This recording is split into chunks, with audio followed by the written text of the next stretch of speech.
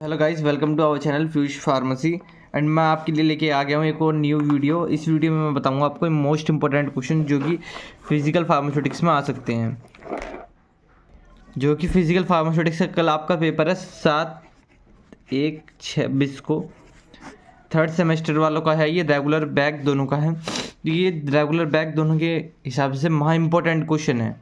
अब ये महा इंपॉर्टेंट क्वेश्चन में सबसे पहला आता है solubility of liquid in liquid and liquid in gas. देखो, मैंने दोनों इसलिए दिए हैं क्योंकि लिक्विड एंड लिक्विड जो है बहुत बार आया, ये तो इंपॉर्टेंट है ही, ठीक है, ये इंपॉर्टेंट है ही।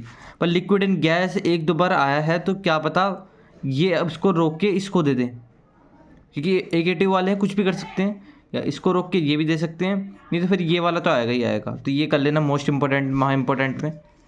फिर आता है बफर आइसोटोनिक सोल्यूशन वाला, जिसमें आपको बफर आइसोटोनिक सोल्यूशन और इसमें एडजस्टमेंट करते हैं हम टोनिसिटी का, वाले मेथड्स भी बताने हैं।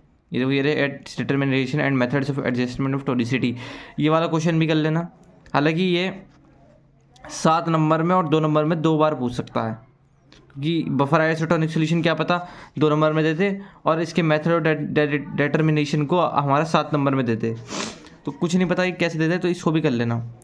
राउट लॉ मोस्ट इंपॉर्टेंट है। राउट्स लॉ आपसे पूछता है कि राउट्स लॉ क्या होता है, उसके बारे में इसकी सारी चीज़ें पूछेगा, ठीक है। फिर डिस्ट्रीब्यूशन लॉ पूरा पूछेगा, उसमें आपकी पॉजिटिव नेगेटिव जो डेविएशन जो होते हैं उनके बारे में भी बताना पड़ेगा आपको। तो राउट लॉ तो छोड़ के मत जाना, अगर एक बार को डिस्ट्रीब्यूशन छोड़ देते हो तो कोई दिक्कत नहीं है, ठीक है। इसके 30 या 50% चांसेस रहते हैं, पर इसके 100% रहते हैं। राउट लॉ क्या पता PP2 के पेपर में कल ही देते। प्रोटीन बाइंडिंग बिल्कुल मत छोड़ना। प्रोटीन बाइंडिंग जिसमें आपकी प्रोटीन बाइंड होता है किसी भी कॉम्प्लेक्स से, तो इसको ही जरूर पढ़ लेना, ये छोड़ना मत। और analysis, method of analysis of complexation, ये भी पढ़ लेना। प्रोटीन बाइंडिंग तो मोस्ट इंपॉर्टेंट है, ये तो करके ही आना। एब्जॉर्प्शन क्या होता है और इसके टाइप्स के बारे में बताओ, तो ये भी कर लेना, इंपॉर्टेंट है। ये देखो, ये जो है आपका क्वेश्चन एमरफस और क्रिस्टलाइन सॉलिड्स, ऐसे ही same to same industrial pharmacy 5th semester में पूछा था। और मेरे को नहीं पता क्या लगा कि मेरे को फिजिकल फार्मास्यूटिक्स का क्वेश्चन उठा के क्यों दे दिया। हालांकि मैंने बच्चों को पेपर देखा ना, तो उसमें क्वेश्चन ये 2 बार पूछा हुआ था, एक 2 नंबर में, एक 7 नंबर में। तो वही इंडस्ट्रियल फार्मेसी में टॉपिक था, पर हमने उसको इग्नोर कर दिया। इसमें इग्नोर मत करना, इसलिए मैंने इसको हालांकि ये आता भी है और मैंने इसको इंपॉर्टेंट इसलिए कर दिया है। एमरफस और क्रिस्टलाइन सॉलिड्स, ये कर लेना। अब आपका 7वां महा इंपॉर्टेंट क्वेश्चन आता है सॉलिड सॉल्वेंट इंटरेक्शन, ये भी आता है। इसके भी चांसेस हैं, 60% चांसेस इसके भी हैं कि ये आएगा, एग्जामिनर दे सकता है। वर्किंग ऑफ पोलर एमीटर, ये देख लेना। ऑप्टिकल रोटेशन में 7 नंबर या 2 नंबर का कुछ क्वेश्चन उठा के जरूर देंगे। ऑप्टिकल एक्टिविटी के बारे में भी पूछ सकते हैं। डिसोसिएशन कांस्टेंट क्या होता है, ठीक है। डिटर्मिनेशन बताना। रिफ्रैक्टिव इंडेक्स, जिसमें आपकी इंसिडेंट और आपकी रिफ्रैक्टिव रे होती हैं, ये ड्रॉ करना पड़ता है इसमें एक डायग्राम, वो डायग्राम देख लेना, उसको ड्रॉ कर लेना, है ना। इंपॉर्टेंट है ये भी। आपको मैंने 9 क्वेश्चन इंपॉर्टेंट बता दिए हैं। फिर short note on Sorensen pH scale, तो ये देखो, ये इसके चांसेस हैं भी या नहीं भी। ये मेरे को 2 नंबर में लग रहा है कि 2 नंबर में पूछ सकता है। हालांकि 7 नंबर में अगर ये दे देना तो इसको आप रिस्क नहीं ले सकते, क्योंकि ये और इतना हार्ड भी नहीं है, ईजी है। ये समझ लो आपको ज़्यादा से ज़्यादा 15 मिनट लगेंगे इसको याद करने में, मुश्किल से मुश्किल। और इसके साथ एक आता है HLB स्केल, उसको भी देख लेना। कौन कौन से मेथड यूज़ करे जाते हैं सरफेस एंड इंटरफेशियल टेंशन के लिए, ये भी देख लेना, मोस्ट इंपॉर्टेंट है ये भी।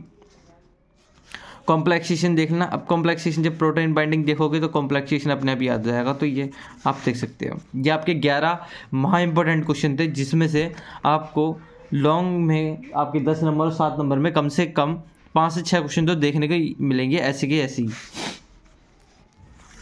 पूरा भी मैच हो सकता, कुछ नहीं कह सकते इसमें। अब इसके 2 मार्क्स, और ये मैंने जो आपके क्वेश्चंस बनाए हैं ना, ये प्रीवियस ईयर पेपर को एनालाइज करके ही बनाए हैं। जो क्वेश्चन आते रहते हैं ना, उनको ही मैंने यहाँ पे लिखा है। अब 2 मार्क्स देखो, 2 मार्क्स में ना मैंने जो क्वेश्चन बनाए हैं ये भी देख के ही बनाए हैं प्रीवियस ईयर में। क्या पता अगर ये वाले क्वेश्चन दे दें या फिर कोई और से दे दें, तो आप इसको ना वैसे देख सकते हो, क्योंकि ना ChatGPT से आप सोल्यूशन बनवा लेना। स्प्रेडिंग कोफिशिएंट क्या होता है, सरफेस फ्री एनर्जी और इसके एग्जाम्पल ये बता देना।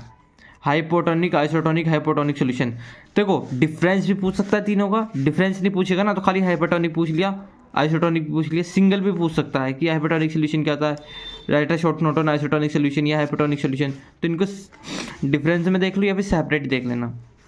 चिलेटिंग कंपाउंड्स क्या होता है, ये 2 नंबर में पूछ लेगा। और प्रोटीन बाइंडिंग, ये दोनों ही इंपॉर्टेंट है। चिलेटिंग कंपाउंड्स पूछ सकता है या फिर आपका प्रोटीन बाइंड। फिर देखो मैंने यहाँ पे कुछ शॉर्ट डेफिनेशन लिख दी है, इनको मैं अभी बोल देता हूँ, एक ही जगह लिख दिया है, इनको सबको डिफाइन नहीं करना है। ऑप्टिकल रोटेशन क्या होता है, पार्टीशन कोफिशिएंट क्या होता है, बफर इक्वेशन क्या है, ग्लासी स्टेट क्या है, कॉम्प्लेक्सेशन क्या है, डिटर्जेंसी क्या है, ऑप्टिकल एक्टिविटी क्या है। फिर यहाँ पे 2 नंबर में मैंने दे दिया डिफरेंस। ये जब आप 7 नंबर में करोगे तो 2 नंबर में करने की जरूरत ही नहीं पड़ेगी, बस पॉलीमॉर्फिज्म देख लेना कि हमारे पास क्रिस्टलाइन सॉलिड्स आप 7 नंबर में कर रहे हो तो 2 नंबर में क्या करोगे वहीं से लिख देना, पॉलीमॉर्फिज्म देख लेना इसमें से। फिर आपका सॉल्वेशन एसोसिएशन क्या होता है, इक्विटिक मिक्सचर और सब्लिमेशन क्या होता है, फिर क्रिटिकल सोल्यूशन क्या होता है, सोर्स एंड पीएच स्केल जो आपने को 7 नंबर में करना था वही सेम 2 नंबर में। एचएलवी स्केल थोड़ा इंपॉर्टेंट है, इसको देख लेना, इसके स्केल को देख के आना, उसमें से स्केल में से कोई क्वेश्चन उठा के दे सकता है, तो इसकी स्केल को देख के आना, इसलिए मैंने यहाँ पे मोस्ट इंपॉर्टेंट लिख दिया है। डिटर्जेंसी, बाकी कुछ देखो कुछ ना पीडीएफ अगर किसी की अवेलेबल हो जाए, हालांकि मेरे पास भी है पर वो पेड है, पीडीएफ अवेलेबल हो जाए 2 मार्क्स की, तो उसमें सारे के सारे क्वेश्चंस जो है ना एक बार 2 मार्क्स के पढ़ जाना, क्योंकि ये फिजिकल फार्मास्यूटिक्स फर्स्ट है ना, इसमें घुमा के क्वेश्चन भी देते हैं, पर ईजी है, देखो आराम से निकल जाएगा। अगर आपने ये समझ लो 3 घंटे या 3 से 4 घंटे भी पढ़ लो ना जो मैंने क्वेश्चन बताए हैं, आराम से आप इसमें से समझ लो पास तो आराम से हो जाओगे, ठीक है। 50 मार्क्स भी आने की आपकी गारंटी है, ठीक है। 50 to 60 मार्क्स अगर अच्छे से पढ़ लेते हो तो 2 नंबर तो देखो यही करके चले जाना, अगर आ गया तो हालांकि 7 नंबर में से लॉन्ग में से ही पूछेगा, बाकी आप देख लेना। थैंक यू गाइस, अगर वीडियो अच्छी लगी चैनल को सब्सक्राइब करना, वीडियो को लाइक करना। All the best for your exam.